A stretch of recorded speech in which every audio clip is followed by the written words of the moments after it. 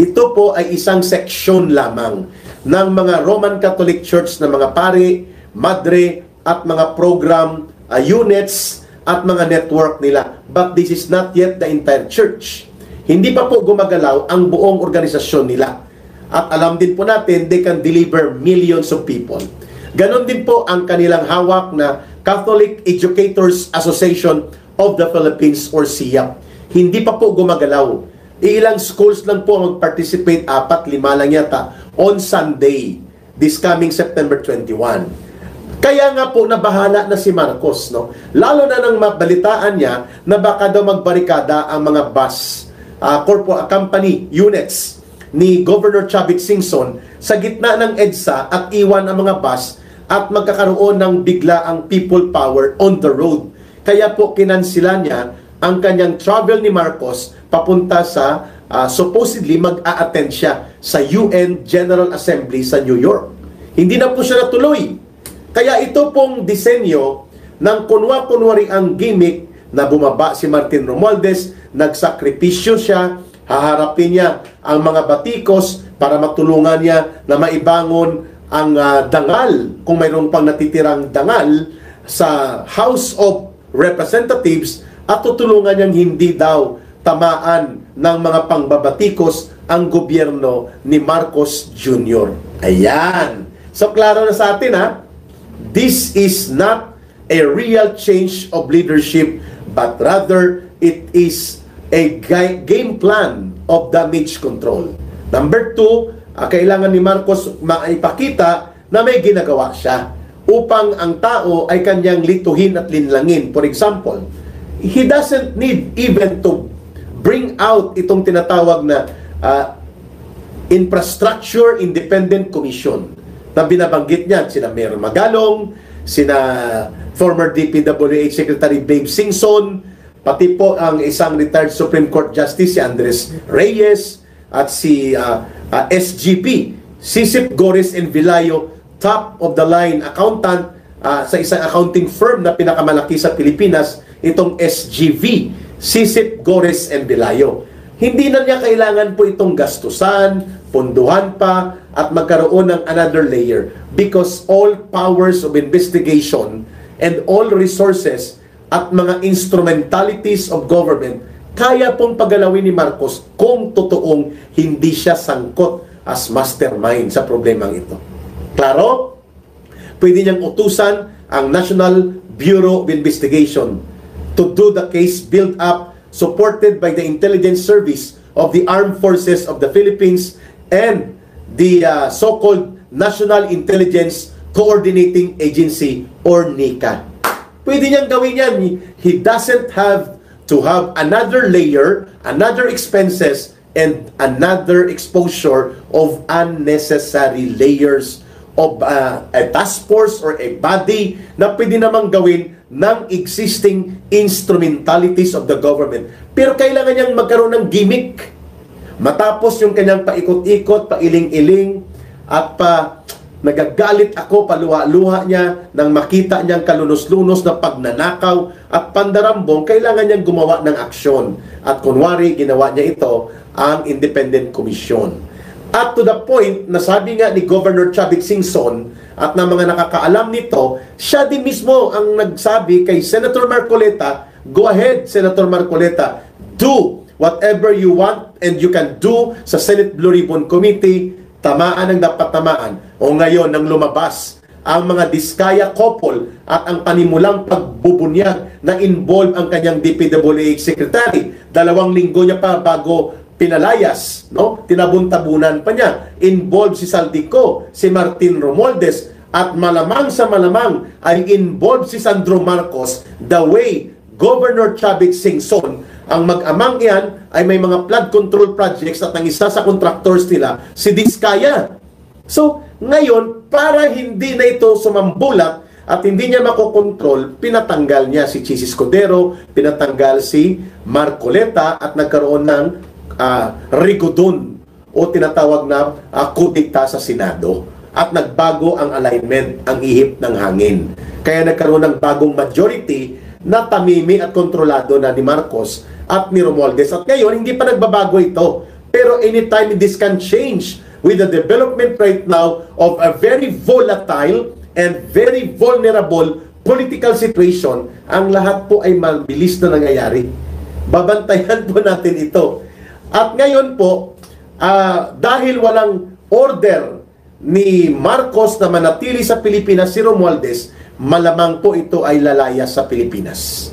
Naghakot na nga ng mga gamit At ngayon, pinatigil daw muna pansamantala ang kanyang mahigit 1 bilyon na konstruksyon ng super bahay, pang 8 na yata na bahay yan, o pang 7 dyan sa paligid ng Forbes Park. Hindi pa nakabilang dyan ang tinatawag po na mga townhouses sa Manila Polo Club dyan sa paligid po ng Forbes property na yan, mga kababayan. At sa lupa pa lang na binili niya sa loob ng Forbes Park na 1.6 hectares ay 6 billion pesos na.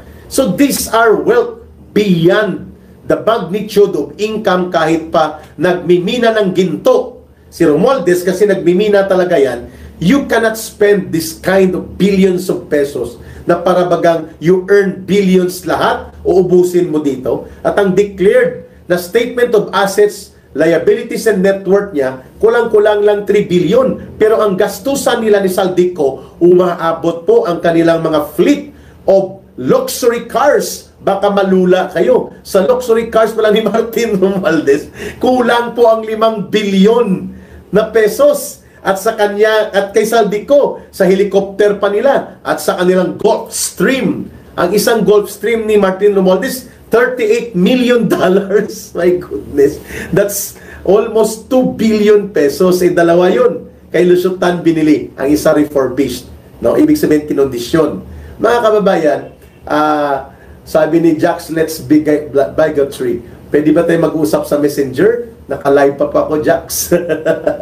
So, it is very clear that the damage control, 3 na pong ginawa niyang damage control. Yung paikot-ikot niya, kunwari nag-inspect siya, na-discovery niya, at hindi niya alam na dinadaya at dinudukot at kinukurakot na ang mga flood control projects and other infrastructure projects. Number 2, bumuo daw siya, pinatanggal niya si Bunuan, pinalitan niya kay Vince Dizon, tapos may kunwari ang mga investigasyon din, and then bumuo kunwari ng Independent Infrastructure Commission para mag-review. And then pang-4, itong pagpapatanggal daw kay Romualdez. Pero lahat ng ito ay calibrated, calculated upang hindi umabot kay Marcos na siya talaga ang mastermind. Kaya ang mga grupong Akbayan, grupo ni Hontiveros, yung Dilaw and Pink Sumbini de Lima, nila Jokno, sila Pam Aquino, sila Kiko Pangilinan, Trillanes, at ang mga hilaw na kung simbahan na kasama nila, they try to avoid na hindi mabanatan si Martin Romualdez at si Marcos, kundi hanggang kay Saldico lang, hanggang doon lang sa mga kontraktor, na mga kriminal at mga taga-DPWH na mga sindikato. Pero hindi nila napigilan. Sumambulat na po, mga kababayan, ang ganitong problema. At kung kaya, sabi ni Jose Ruel, mas okay pa po si BBM kumpara kay Duterte. Aba, may nakapasok na sumbi. Siguro nakinabang din sa flood control. Siya na lang yata ang hindi apektado ng pagkakaroon ng malubhang korupsyon. No? Kulukoy din yun. Ano? Hayaan nyo na. Huwag niyong patulan. Dito tayo sa ating focus. So the damage control will only last 2 to 3 days, but it will not prevent people to go out in the streets on September 21. Kaya, kung totoo po na gusto ni Marcos arestuhin o mapigilan niya ang pagdausdos, pabulusok, pababa ng kanyang administrasyon, the only way for him para maging realistic ang gimmick niya is pakasuhan niya si Romualdez. Pauwiin si Saldico, ipahanap niya sila Dong Gonzales at tanggalin niya tong Big Six na ito, ipauna niya to sa investigasyon. Sino yung Big Six na yan? Martin Romualdez, Saldico, Dong Gonzales, Deputy Speaker ito, no? JJ Suarez, atong si Garjola, itong si Manix Dalipi, at may isa pa yan sila Barbers na yan, at yung core group ni Martin Romualdez ng mga kasindikatuhan, dapat yun ang una niyang iutos kung wala siyang sinasanto at seryoso siya. Pero alam natin, hindi niya kayang gawin ito. Pati si Sandro Marcos I have listened to Governor Chavit Singson twice in a personal meeting with him. Sinasabi niya, si Marcos, inunahan niya lang ang pagsambulak ng mga iskandalong ito kaya hindi na ako nakapagpigil. Itinuro ko na siya ang mastermind at pating anak niya ay kasabwat dito. No? Kaya nga, galit na galit sila dito sa isang maverick, pambihirang pagkatao ni Congressman Kiko Barsaga. Dahil tinatawag nila may saltik, baliw, hindi daw ordinaryo ang kanyang mga ginagalaw, hindi gawain ng tamang isang kongresista na sinagot ni Congressman Kiko Barsaga. Bakit ano dapat ang normal na congressman? Nagnanakaw? Magnakaw? Iba din ito magsalita si Kiko Barsaga, no? Very colorful ang personality nito, no? Mga kababayan. Kaya everything, lahat ng ito po, ang punot dulo ng krimen, ng pandarambong ng trilyon-trilyon na pera sa flood control, huwag nating kalimutan, icing on the cake lang po ito. Ibig sabihin, dito lang yan sa dulo. Hindi pa po natin napag-usapan ngayon ang maraming anomalya na sumasabog kay Marcos. Number one, wala nang balita kung saan napunta ang 500 billion pesos na Maharlika Discarte Fund. 50 billion nang galing sa Land Bank, 75 billion galing sa Development Bank of the Philippines, and then around mga 300 or 400 billion nang galing sa savings sa Central Bank at iba pa. There is no report or any update about the 500 billion pesos Maharlika Discarte Fund ni Marcos. Hindi pa natin napag-usapan ito. Hindi siya dapat ligtas dyan sapagkat ang author po niyan si Romualdez at si Sandro Marcos. At ang pasimuno niyan si Marcos. Itinabi nila ang pera, 500 billion, para daw mag-trigger ng sovereign wealth and sovereign investment. Ngayon, magdadalawang taon na, walang investment, wala ding balita sa pera, 500 billion. Pinag-usapan pa natin ang 129 billion pesos. Saan napunta? Saan ginamit? Dito po sa usapin ng 25 kilograms, 25 tons. That means 25 kilograms ng gintong reserba ng ating bansa. Hindi po na ipakita ni Marcos saan ginamit ang 129 billion pesos na napagbentahan. Ang PhilHealth, may nagsasabing 60 billion lang ang nakuha. Pero sabi ni Ted Herbosa, ang DOH, Department of Health Secretary, 89 billion hindi niya alam saan napunta. He is the Secretary of Health and he is supervising PhilHealth, and yet hindi niya alam saan ginamit nila Marcos at Recto, saan napunta ang 89 billion pesos. You see, hindi rin po makita saan napunta ang 117 billion deposit insurance na ginalaw ni Marcos at nila Ralph Recto.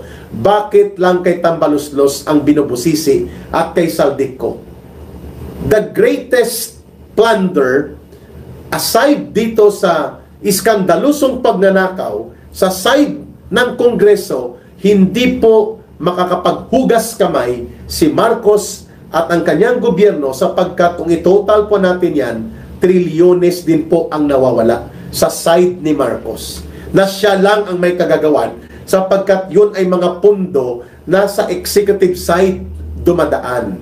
Ang kina Martin Romualdez, trilyones din, pero yun po ay mga congressional insertions na ginawa nilang mga ghost projects, mga substandard projects, at pinalakihan nila ang mga SOP o kutong nila. Kaya umabot sa trilyon-trilyon ang pagnanakaw. Ngayon, mga kababayan, ano po ba ang direksyon na gagawin natin? Dapat una, si Marcos ang papaalisin. Sapagkat kapag napalitan po, mga kababayan, ang liderato sa gobyerno at ang ating linya ay constitutional line of succession, mga kababayan, para hindi tayo magulo. Sapagkat kung labas sa konstitusyon ang gagawin natin, pwedeng magkagulo. Sasabihin ng iba, wala yan sa konstitusyon. So pwede rin kami maging maghawak ng poder. May armas din kami, and we will put up a government of our own. Yun pong epekto niyan. If we will go outside of the constitutional framework of why and how we can change the leadership in the government. Dapat sundin po natin, in the absence of election, dahil 2028 pa, pero lugmok ng ating bayan, at alam na ng lahat, tanggap ng buong mamamayan, kahit yung mga hindi nagsasabi, pero alam nila sa puso at isipan nila, si Marcos ang pasimuno at arkitekto at mastermind. Ang pagpapatanggal kay Marcos will be the most important step para po malitis, mapanagot, makasuhan, makukulong at mahatulan at maparusahan at mababawi ang mga ninakaw na yaman. And for that matter, ang resignation ni Marcos will become effective and become mas madali, smooth, kapag magdeklara ang Armed Forces of the Philippines, ang AFP, na susundan ng PNP, sasabihin nila, Mr. President, we do not recognize you anymore as the President because of the issue of corruption and plunder, which we believe you are the main architect and mastermind, together with Martin Romualdez and their gang of criminal congressmen and criminal DPWH officials and criminal contractors. Therefore, to revive and uphold the legitimacy of authority of government na hindi tainted ng pagnanakaw at pagkabulok, we will recognize now the Vice President upon the transition of power stipulated in the 1987 Constitution that you are rendered resigned upon withdrawal of our support. Tapos na po ito lahat.